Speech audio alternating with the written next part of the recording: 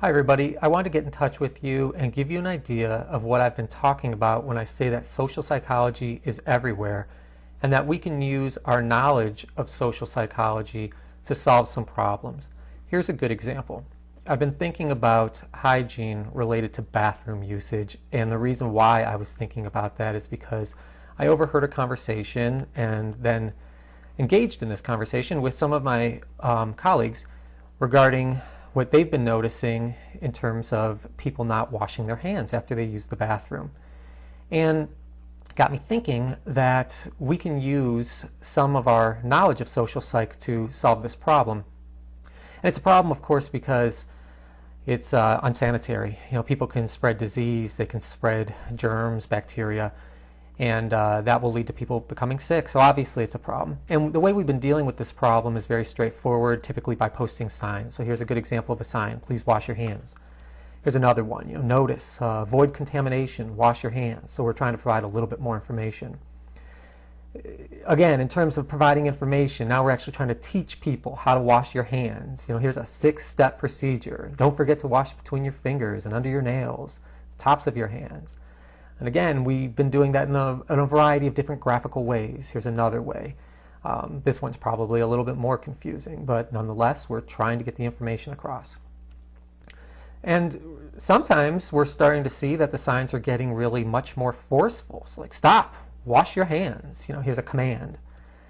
Here's another one regarding employees. Employees must wash their hands before returning to work. And I've always looked at these signs and thought to myself, all people should be washing their hands.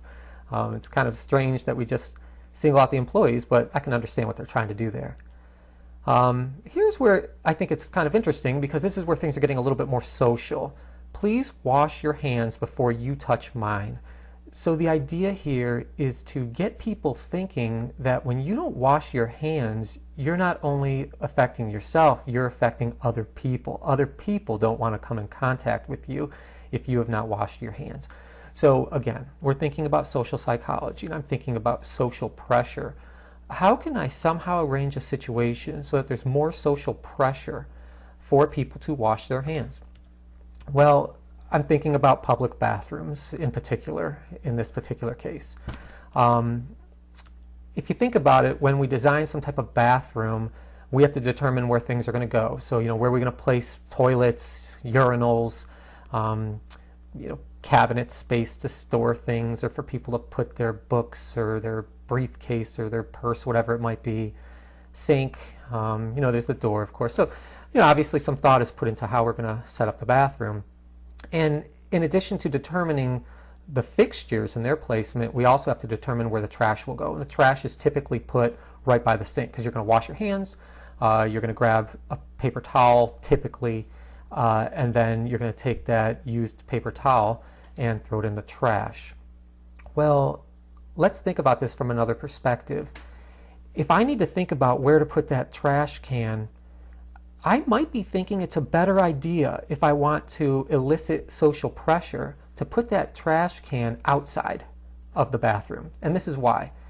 When the trash can is inside the bathroom, and most people, of course, are outside the bathroom, the general public, when somebody leaves the bathroom, we have no idea if they wash their hands or not. We just look at them and we kind of wonder. But if the trash can is outside, when they leave that bathroom, and they encounter the rest of the public, where most of the people are, we should see them throw something out in that trash can. They should have a used paper towel. So, of course, along with that trash can, outside are lots and lots of people. And my idea is to use that social pressure, the threat of those other people, to encourage people to wash their hands, and then go outside and essentially prove it to the rest of the world. So this is just one example of how social psych is everywhere. Even in places you wouldn't expect. And if we use our basic knowledge about pressure in a social situation, we can solve lots of problems. Well, I hope that this was helpful to you as you're working on your own project. And of course, if you have any questions about your own project, just let me know. Thanks. I'll talk to you in class. Bye.